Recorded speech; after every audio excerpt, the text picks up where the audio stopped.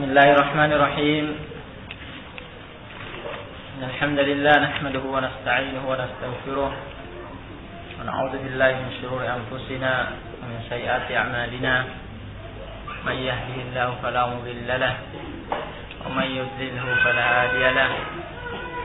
Asyhadu an la ilaha illallah wahdahu la syarika lahu wa asyhadu anna Muhammadan 'abduhu wa rasuluh. Amma ba'd.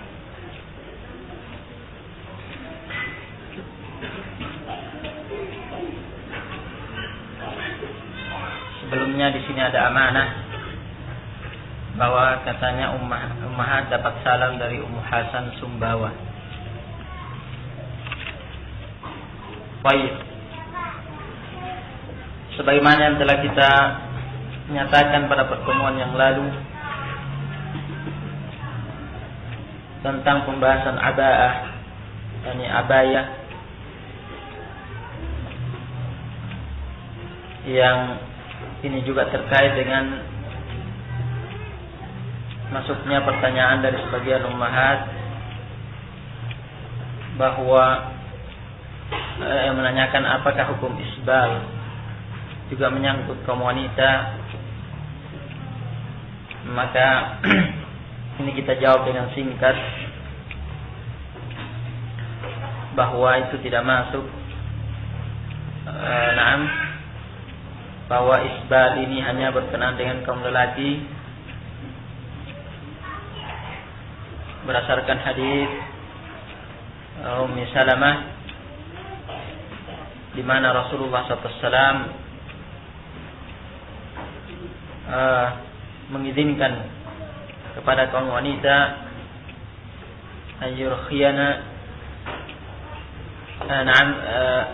ayyurkhina untuk mereka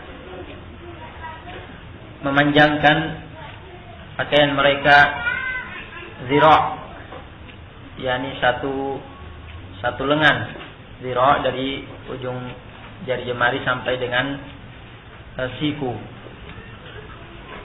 yang itu diukur dari pertengahan betis. Jadi satu lengan diukur dari pertengahan betis. Ini melazimkan konsekuensinya bahwa mata kaki tertutup, telapak kaki tertutup, dan ada kain yang lebih yang terseret di tanah. Ini adalah izin dari Rasulullah SAW dalam rangka untuk menutup aurat dari wanita, dalam hal ini kaitannya dengan kaki. Dan ini makna yang tidak ada pada kaum lelaki, karena kaum lelaki kakinya bukan aurat, betisnya bukan aurat. Baik. Kemudian pertanyaan berikutnya, apakah sudah mencukupi dikatakan berhijab seseorang yang mengenakan khimar yang besar sampai pantat saja, lalu bawahnya ada rok yang besar? Jadi pertanyaan ini pertanyaan yang sangat tepat penggunaan bahasanya ketika dikatakan bahwa khimar yang besar sampai pantat saja, karena memang ini bukan jilbab yang menutup wajah, yang hanya sampai ke pantat atau hanya sampai ke lutut, itu bukan jilbab. Itu hanyalah sesuatu yang bentuknya seperti khimar yang memang ukurannya besar. Kemudian ditambah dengan bagian bawahnya ada rok yang besar. Ini permasalahan khilafiyah di kalangan ahlul ilm. Ini permasalahan khilafiyah. Untuk jawaban pertanyaan ini kita akan menerangkan permasalahan ini dari awal sehingga jelas. Pertama, sebagaimana kita katakan juga munasabahnya, keterkaitannya karena Syekh rahimahullah di sini dalam fatwanya menyebutkan aba'ah. Coba kalian lihat kembali ucapan Syekh.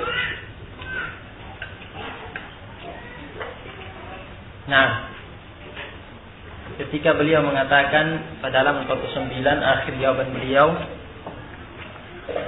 "Wala yajuzu lil mar'ati an takhruja bi hadhihi al malabisi ila asy-syari' illa an tasturaha bi thiyabi dhati akmamin tawilatin tasturu amama an-nasi fi as-suqi ma'al 'aba'ah." Jadi tidak boleh, kata Syekh, seorang wanita keluar dari rumahnya dengan menggunakan pakaian-pakaian ini, pakaian yang memperlihatkan tangannya, ya, sebagaimana telah kita lewati, keluar dengan pakaian itu ke jalanan, kecuali jika dia menutup dirinya dan menutup pakaian tersebut dengan pakaian menutup dirinya, tasturah, menutup dirinya diri wanita tersebut bisyadin zati akmamin tawilah, dengan pakaian yang lengannya itu panjang, tasturu amaman nas fisuk, yang menutupi dirinya di hadapan kaum lelaki yang bukan mahramnya di pasar, ya. Naam, ma'al aba'ah, disertai dengan bagian luarnya ditutupi lagi dengan pakaian yang dikenal dengan aba'ah. Aba'ah, nama pakaian ini, ya, aba'ah adalah pakaian yang dikenakan oleh kaum wanita di Al-Jazirah Al-Arabiyah, di Jazirah Arab, sebagaimana disebutkan oleh Syekh Bakar Abu Zaid dalam kitabnya Hirasatul Fadilah pada halaman 36. Nah, dan abah inilah yang merupakan penafsiran jilbab. Inilah penafsiran jilbab yang benar dari sekian penafsiran yang ada, yang diperintahkan oleh Allah Subhanahu wa taala untuk dikenakan oleh kaum mukminat dalam surat Al-Ahzab. Dalam surat Al-Ahzab, yaitu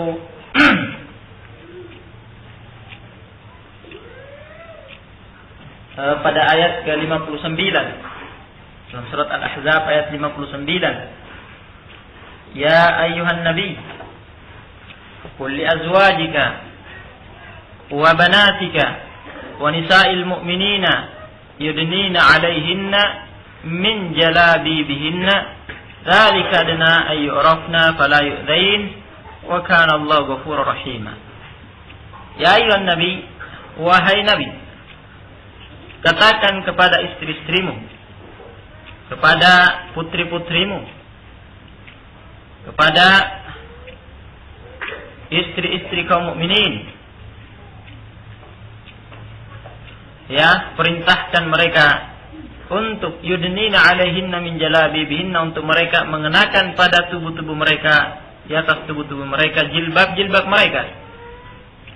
Itu, ya, lebih menjadikan mereka dikenal dari kalangan kaum mukminat sehingga mereka tidak diganggu, dan adalah Allah Subhanahu wa taala Maha Pengampun dan Maha Pengasih. Nah, jadi dalam ayat ini Allah Subhanahu wa taala memerintahkan nabinya untuk untuk mewajibkan kepada siapa saja dari kalangan wanita yang mengaku beriman kepada Allah Subhanahu wa taala untuk mengenakan jilbab di atas tubuh-tubuh mereka sebagai hijab yang syar'i. Dan, ya, dalam penafsiran jilbab yang diperintahkan dalam ayat ini untuk dikenakan oleh seorang wanita yang beriman, ada 7 aqwal, ada 7 pendapat di kalangan ulama. Semuanya itu disebutkan oleh Al-Hafidz Ibnu Hajar dalam Fathul Bari pada jilid 1. Yang jelas, asahhu tilkal aqwal,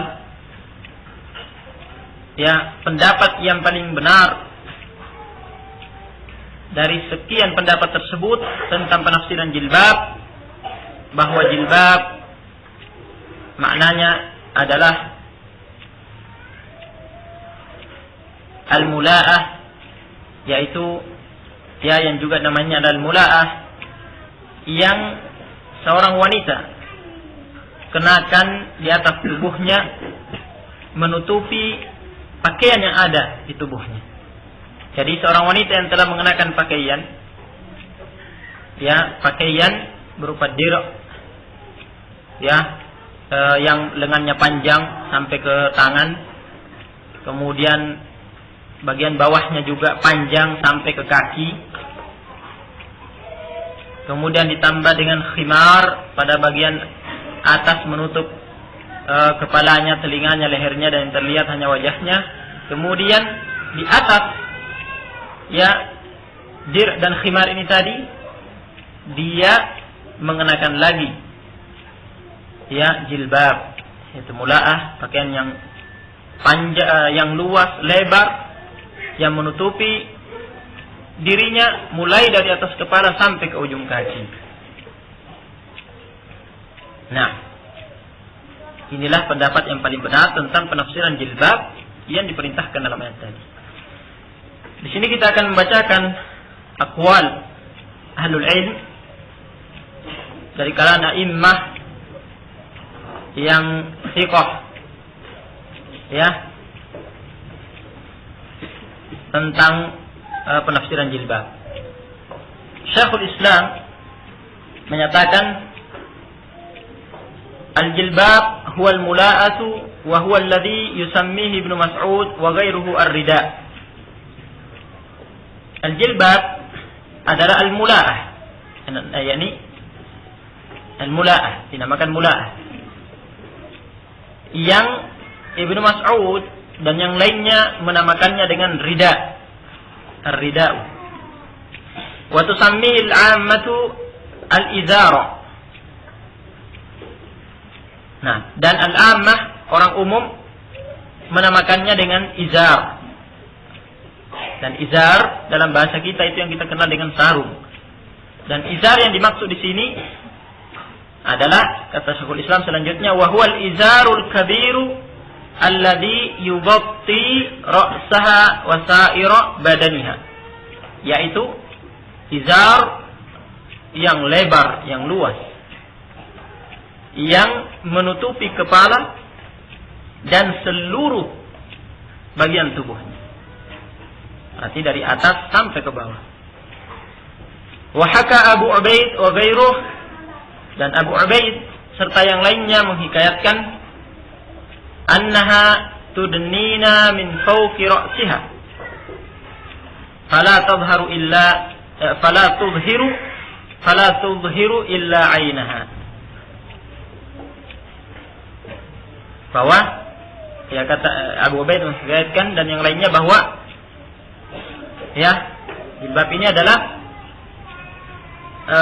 bahwa seorang wanita yang dinamakan mengenakan jilbab sebagaimana diperintahkan dalam ayat di atas, dia mengenakannya di atas tubuhnya min fawqi ra'siha, mulai dari atas kepalanya sampai ke bawah. Fala tudhiru illa 'ainaha, dan dia tidak menampakkan kecuali matanya saja yang dia butuhkan untuk melihat. Nah, ini kalam Syekhul Islam. Kalian bisa raji' Majmu' Fatawa, Majmu' al-Fatawa jadi 22 halaman 110. Baik. Kemudian imam yang kedua yaitu Ibnu Hazm. Kata Ibnu Hazm, al-jilbab fi lughatil arabi allati khatabana biha Rasulullah sallallahu alaihi wa alihi wasallam huwa ma ghatta jami'al jismi la ba'dahu.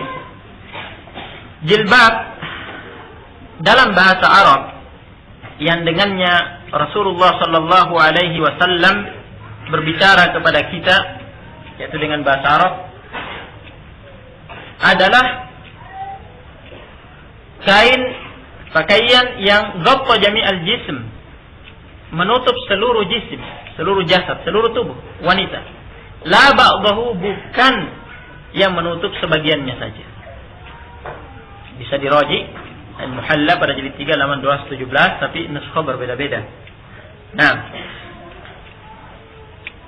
yang jelas kalam Ibnu Hazm ini dinukilkan oleh Al-Albani dalam Jilbabul Mar'al Muslim. Kemudian yang lainnya dari para ulama, yaitu Al-Baghawi dalam tafsirnya, pada tafsir Al-Baghawi pada jilid 3 halaman 544, sebagaimana dinukilkan dalam Jilbabul Mar'al Muslimah pada halaman 83. Kata Al-Baghawi, huwa al-mula'atu allati tashtamilu biha al-mar'atu fawqa ad-dir'i wal khimar. Jilbab adalah al-mula'ah. Ya, ketika menafsirkan jilbab dalam ayat ini, kata Al-Baghawi, yaitu al-mula'ah yang dengannya al-mar'ah tashtamil, ya, dengannya al-mar'ah menutup tubuhnya, menutupi tubuhnya, fawqa ad-dir', di atas dir' yang dikenakannya. Yang sudah kita terangkan tadi, dir', yakni pakaian panjang, ya semacam daster mungkin yang dikenal di kalangan kita, yang lengannya panjang sampai ke ujung tangan, dan juga bagian bawahnya panjang ke bawah sampai ke kaki. Wal khimar, dan di atas khimar yang dikenakannya, yang mana dikenal oleh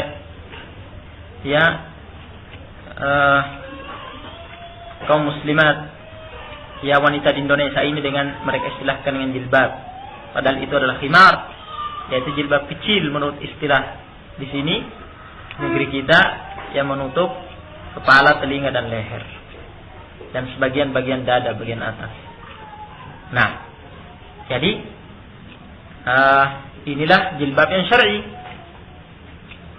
mengenakan daster, ya seperti yang kita terangkan tadi maksudnya. Kemudian mengenakan khimar, setelah itu mengenakan lagi di atasnya jilbab, yaitu yang sudah kita dengar penjelasannya tadi. Nah, mulai dari atas kepala sampai ke kaki. Dan juga Al-Qurtubi dalam tafsirnya mensahihkan penafsiran ini, sebagaimana dinukilkan dalam Jilbab Al-Mar'al Muslimah halaman 83 oleh Al-Albani. Kemudian perkataan Ibnu Katsir dalam tafsirnya ketika menafsirkan jilbab dalam ayat ini, juga Ibnu Katsir menyatakan, huwa rida'u fawqal khimar, huwa rida'u fawqal khimar, wa huwa bimanzilatil izaril yawma. Jilbab yang dimaksud dalam ayat ini adalah ar-rida. Ya. Ini yang dinamakan dengan ar-rida fawqal khimar, yang dikenakan di atas khimar. Wa huwa bimanzilatil izaril yawm, dan ini manzilahnya, kedudukannya seperti izar yang ada pada hari ini, pada masa hidupnya Ibnu Katsir, ya pada masa hidupnya Syekhul Islam, karena Ibnu Katsir adalah muridnya Syekhul Islam. Dan sudah kita dengar pula di atas, Syekhul Islam mengatakan bahwa al-ammah, orang umum, masyarakat umum pada waktu itu mengistilahkannya dengan izar, sarung besar yang menutup mulai dari atas kepala seluruh tubuh sampai ke kaki. Baik. Kemudian perkataan Al-Imam Al-Albani, beliau nyatakan, beliau mengatakan dalam Jilbabul Mar'al Muslimah pada halaman 83, kata beliau, wala'allahu al-aba'atu allati tasta'miluha al-yawma nisa'u Najd wal Iraq wa nahwihima. Barangkali jilbab, sepertinya jilbab yang dimaksud dalam ayat ini adalah aba'ah, yaitu abaya yang dikenakan pada masa ini oleh kaum wanita yang ada di negeri Najd dan Irak, ya, dan sekitarnya, dan yang semisalnya, seperti sudah kita dengar tadi, ya, yang juga disebutkan dalam fatwanya ini oleh Al-Utsaimin, bahwa itu adalah aba'ah. Dan seperti kita dengar, ini adalah yang dikenakan oleh kaum wanita di Jazirah Arab, negeri Najd, Irak dan yang lainnya. Nah, begitu pula Bakar Abu Zaid, ya, dalam kitabnya Hirasatul Fadilah pada halaman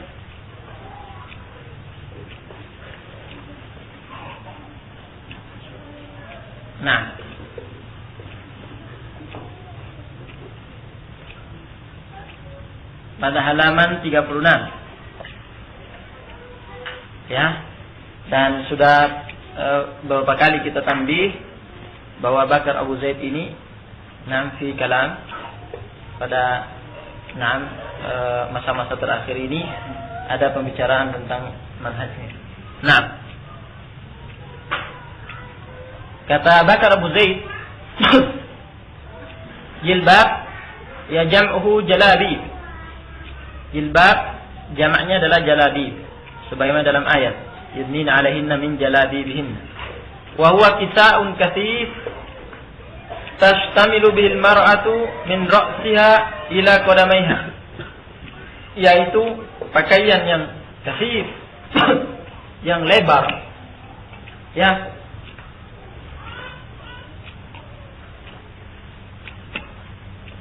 yang lebar. Tashtamilu bil mar'ah, yang mana seorang wanita mengenakannya pada tubuhnya, min ra'siha, mulai dari atas kepala, ila qadamaiha, sampai ke ujung kaki. Satirun li jami'i badaniha, yang menutup seluruh tubuhnya. Wa ma 'alaihi, dan apa saja yang ada di atas tubuhnya, min thiyabin wa zinah, dari pakaiannya dan perhiasannya. Nah, wa yuqalu lahu, dan ini juga dinamakan dengan nama lain, yaitu al-mula'ah. Wa yuqalu lahu al-mula'atu wal milhafatu war rida'u wad disaru wal kisa'u. Wa huwa al-musamma al-'aba'ah allati talbasuha nisa'ul jaziratil arabiyyah. Nah, nama lain daripada jilbab, kata Bakar Abu Zaid, al-mula'ah, juga al-milhafatu, ar-rida'u, ad-disaru, al-kisa'u, dan inilah yang dinamakan dengan aba'ah, yaitu abaya yang kita kenal, yang kita tiru dari produk yang ada di Arab Saudi, yang dikenakan oleh kaum wanita di Jazirah Arab. Baik, ya. Kemudian setelah kita mengetahui ini,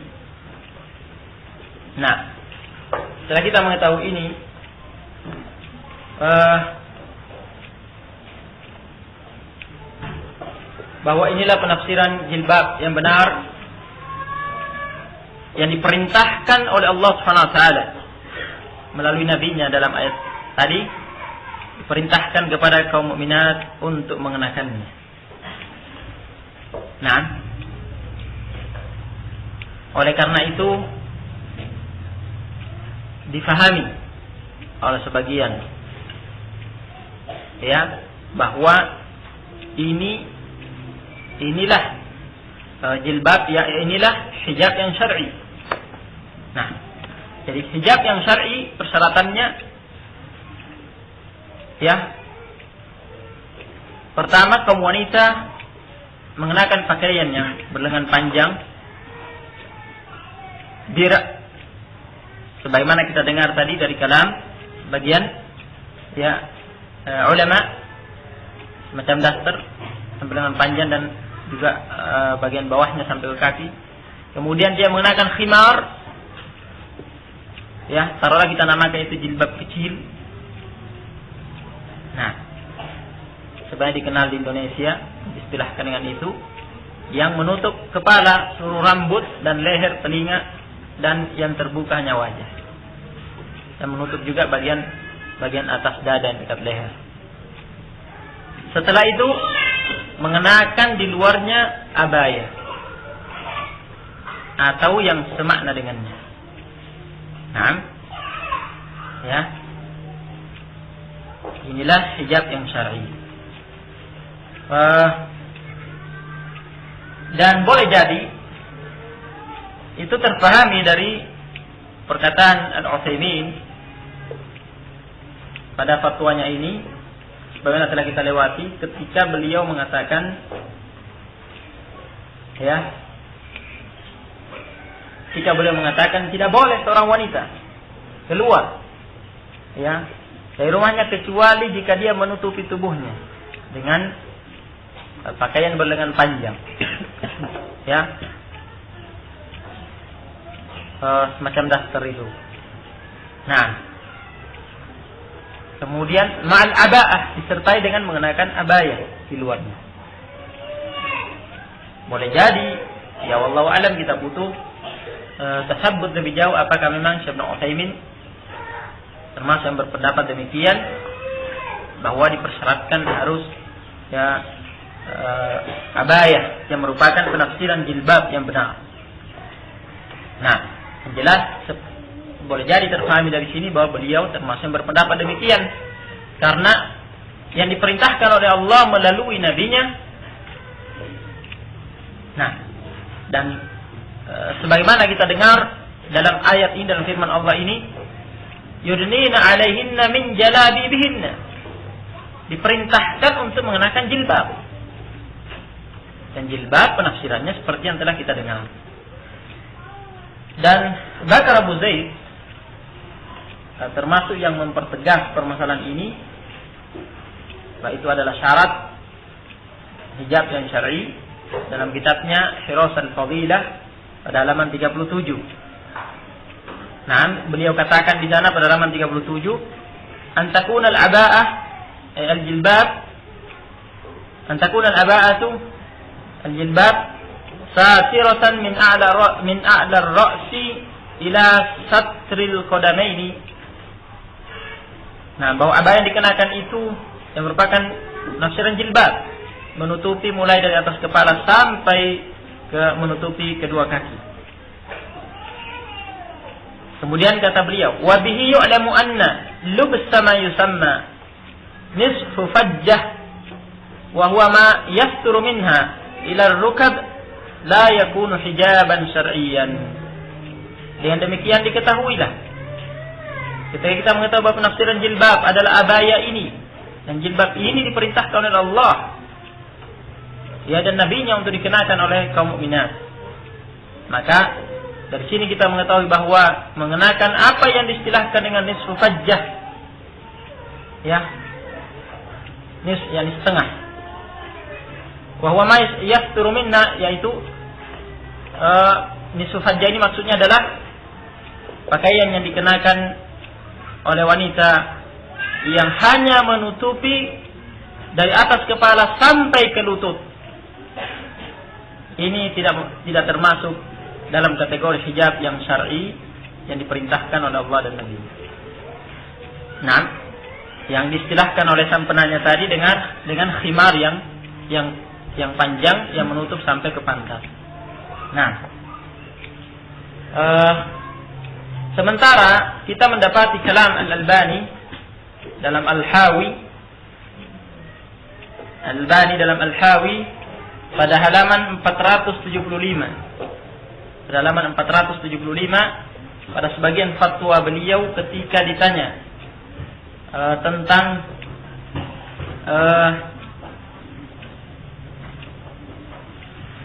permasalahan yang ada kaitannya dengan ini, kemudian beliau menjawab dengan jawaban yang panjang, dan di antara jawaban beliau terkait dengan permasalahan yang sedang kita bicarakan ini akan kita nukilkan. Kata beliau, nah, walau kanat hadhihi thiyabu laysat jilbaban lugatan, ay laysa qit'atan wahidatan, falyakun thalatha qit'in,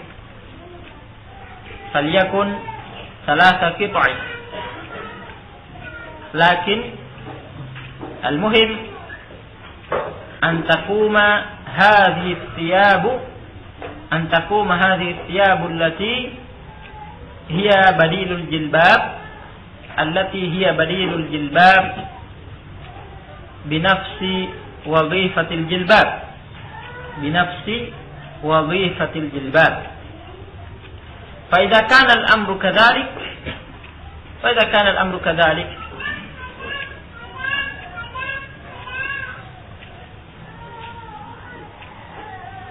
nah, fala ghayra fi hadhihi at-tabibah wala li ghayriha an la talbasa al-jilbaba wala li ghayri an la talbasa al-jilbaba wa innama talbasu thiyaban taqumu bi wadhifatil jilbabi qiyaman kamilan. Nah, kata beliau, meskipun pakaian ini yang dikenakan oleh wanita tersebut, ya wanita, dokter wanita atau yang lainnya,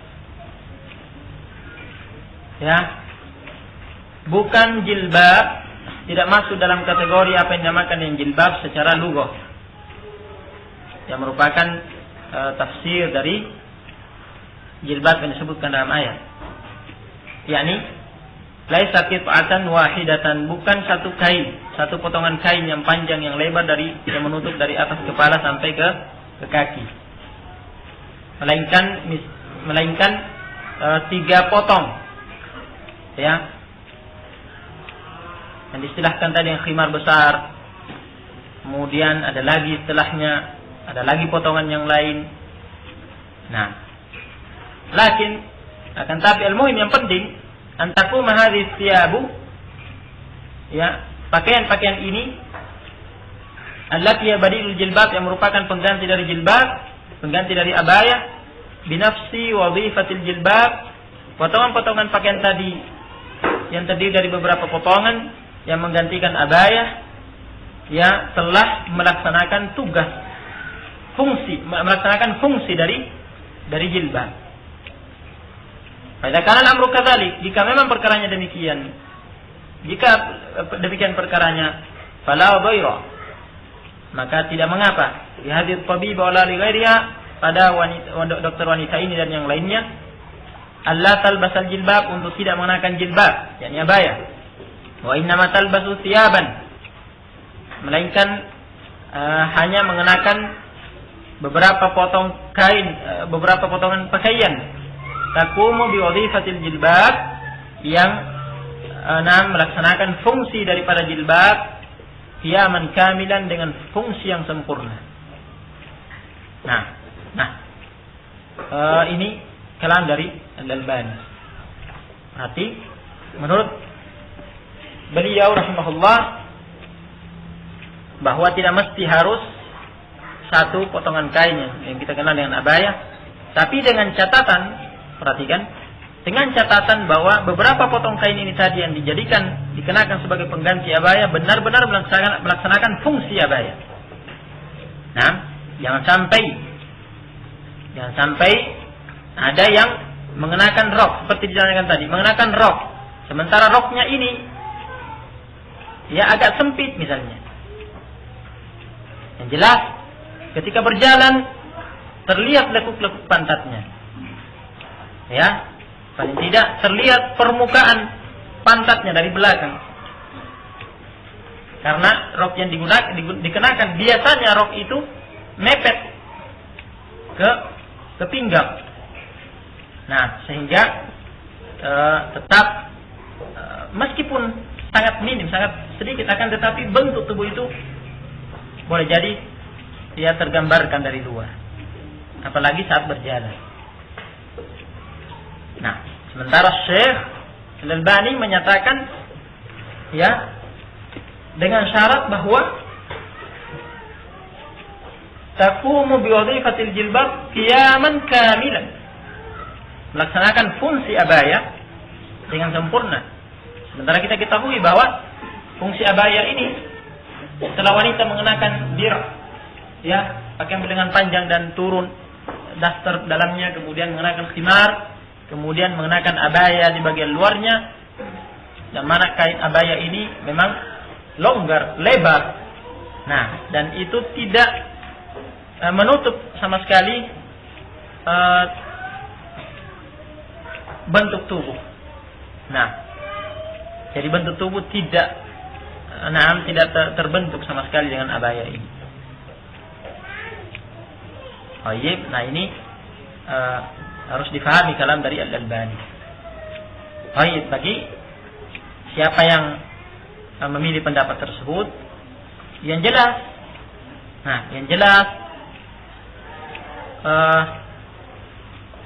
selama memungkinkan.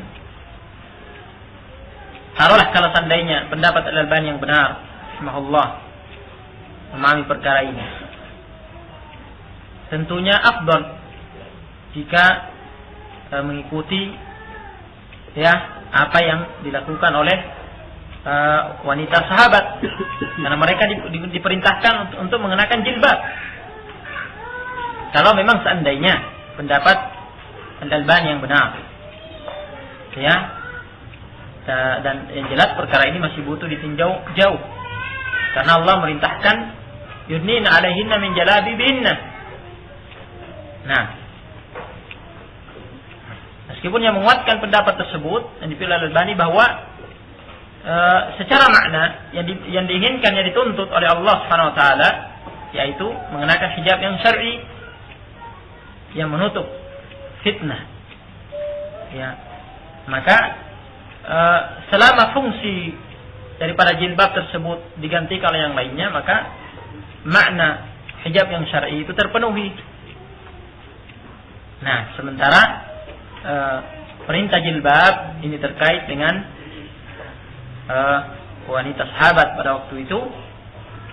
Nah, dengan penafsiran yang kita dengar, yang jelas semestinya untuk berhati-hati dalam perkara ini, apalagi ini yang dilakukan oleh para wanita sahabat radhiyallahu anhunna. Nah, sebagaimana dalam hadis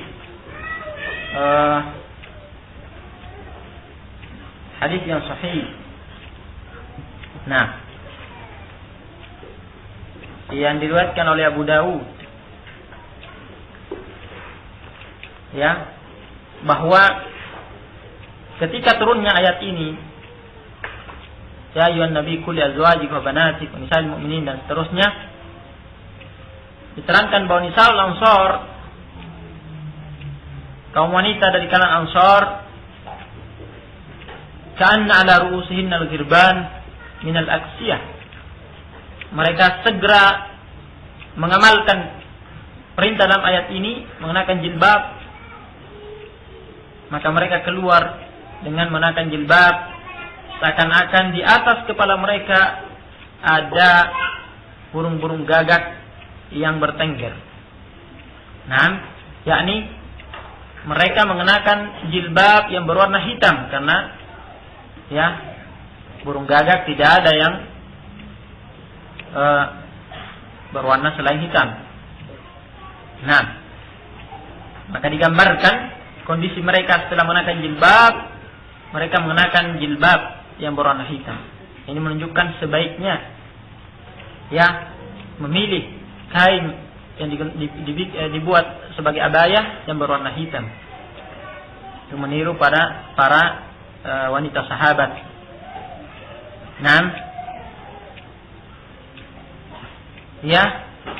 Dalam hadis Ummi Salamah, dan diterangkan di sana, diterangkan bahwa hadis ini sanad sahih dalam Jilbabul Mar'al Muslimah pada halaman 82-83. Dan juga kita ingat bahwa hadis ini juga ada dalam As-Sahihul Musnad di Syekhina Muqbil Al-Wadi'i. Dan diterangkan di sana pada Jilbabul Mar'al Muslim Al-Albani di hasyahnya, al-girban ka'anna ala rusinna al-girban, ini adalah tasbih, penyamaan pakaian jilbab yang mereka kenakan itu yang berwarna hitam seperti burung-burung gagak. Dan juga hadis muttafaqun alaih dari hadis Aisyah yang menggambarkan para wanita sahabat jika mereka menghadiri sholat berjamaah bersama Rasulullah SAW di Masjid Nabawi, yang mana mereka menghadirinya hanya pada sholat Isya dan sholat subuh. Digambarkan jika mereka pulang, ya, digambarkan oleh Aisyah radhiyallahu anha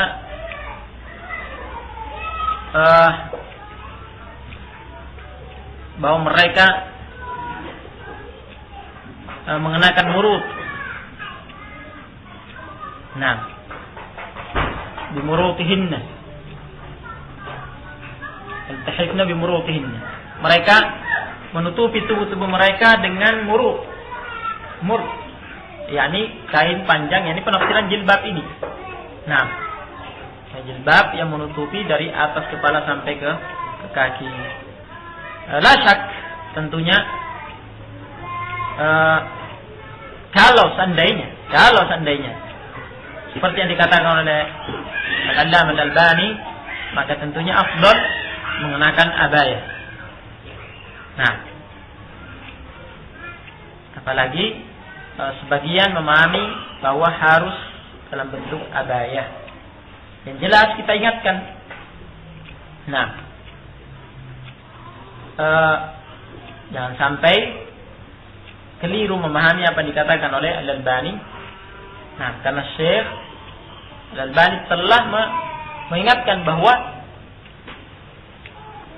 meskipun bukan abaya, akan tetapi melaksanakan fungsi abaya itu dengan fungsi yang sempurna. Nah, jangan sampai mengenakan rok dan seperti yang kita gambarkan tadi, ya. Bahkan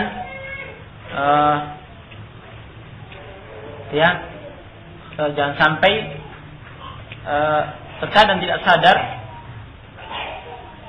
Nah, kemudian di antara yang mengenakan khimar besar ini, nah, ternyata di bagian dalam tubuhnya itu tidak mengenakan dir', sehingga sesungguhnya lengannya terbuka. Dia hanya menutupi dengan khimar yang besar ini tadi. Nah, sehingga dengan mudahnya ketika terangkat, karena khimar ini tadi hanya sampai ke pantat misalnya, ya, ketika terangkat diembus angin misalnya, kemudian lengannya terlihat dengan mudahnya.